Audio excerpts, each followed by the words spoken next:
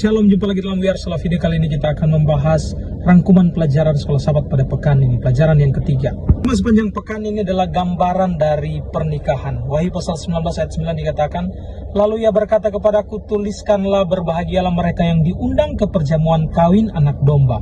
Katanya lagi kepadaku, perkataan ini adalah benar, perkataan-perkataan dari Allah. Kita lihat Alkitab Perjanjian Lama dan Perjanjian Baru. Alkitab mengumpamakan umat Tuhan adalah merupakan pengantin wanita. Di Taman Eden ada dua lembaga yang diciptakan oleh Tuhan sendiri dan sudah ada sejak dahulu. Yang pertama hari Sabat, yang kedua adalah pernikahan. Jadi pernikahan ini adalah merupakan simbolis satu hubungan yang erat antara pengantin pria yaitu Tuhan sendiri dan pengantin wanita yaitu gereja atau umat Tuhan. Tentunya Anda boleh lihat itu di dalam Kejadian pasal 2 ayat 24. Dalam Alkitab kita akan melihat para suami berusaha untuk bisa mempertahankan rumahnya demi kemurnian satu hubungan atau satu pernikahan. Kita akan belajar ada istri yang setia, namun ada juga istri yang tidak setia. Tidak setia ini saudara-saudara sekalian disimbolkan atau dilambangkan di dalam Alkitab. Nah, ada kisah yang menarik. Yeskiel pasal 18 ayat 8. Di sini ada kisah tentang wanita muda yang ditinggalkan. Ini sebenarnya adalah merupakan simbol. Nah, dalam satu penglihatan ini, Yeskiel diperlihatkan bagaimana Allah menemukan seorang bayi perempuan yang terlantar. Atau dengan kata lain kita pahami ini sebagai Israel, memberikan hidupnya, membantu dia bertumbuh, membuat perjanjian pernikahan dengannya, dan ia menjadi seorang ratu yang dikagumi semua orang. Anda boleh lihat di dalam Yeskiel pasal 16 ayat 1 sampai 14. Tapi kita tahu ceritanya, bagaimana kehidupan bangsa Israel ini yang pada akhirnya Israel ini dikagumi oleh seluruh dunia di zaman Salomo. Mereka kembali meninggalkan Tuhan atau melupakan Tuhan. Orang Israel lupa bahwa kecantikannya itu adalah pemberian daripada Tuhan itu sendiri. Namun sayangnya dia menjauh dari Tuhan.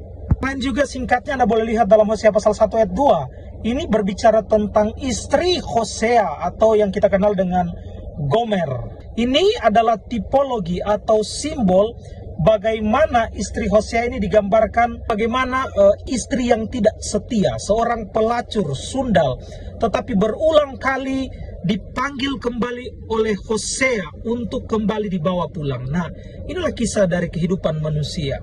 Sebenarnya Bapak Ibu sekalian butuh pengorbanan yang besar dari Allah itu sendiri untuk mau mengambil kita atau mau untuk menyelamatkan kita, untuk mau menolong kita yang bebal, yang tidak setia kepada Tuhan. Jadi kisah Hosea dan Gomer ini adalah satu ilustrasi betapa bobroknya moral kehidupan manusia.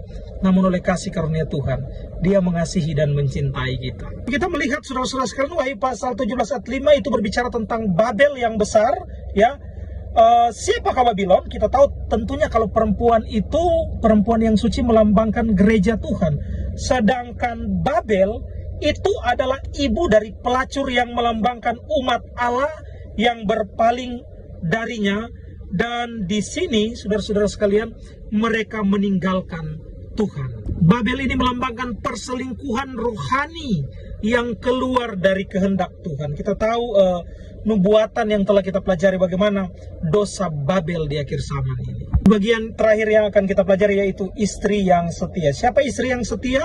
Kejadian pasal 24 ayat 56, ada Ribka di sana. Abraham ya mau untuk mencarikan istri anaknya yaitu Ishak. Namun dia tidak menemukan perempuan yang baik selain dia menemukan ada satu perempuan yaitu Ribka yang cocok untuk dinikahi dengan anaknya yaitu Ishak.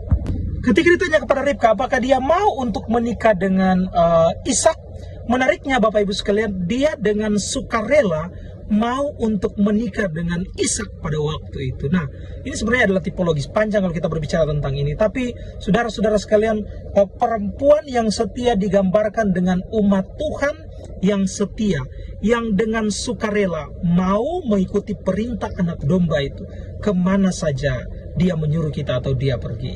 Saudara-saudara sekalian, untuk menutup akan pelajaran kita, mari kita bersekutu dengan Tuhan melalui satu hubungan yang erat dengan Tuhan, dan kita sementara menunggu mempelai pria, yaitu Kristus yang akan datang menjemput mempelai wanita sebagai umat Tuhan yang setia kepada Tuhan. Tetap semangat dalam doa, rajin belajar firman Tuhan, because we are Sola Fide.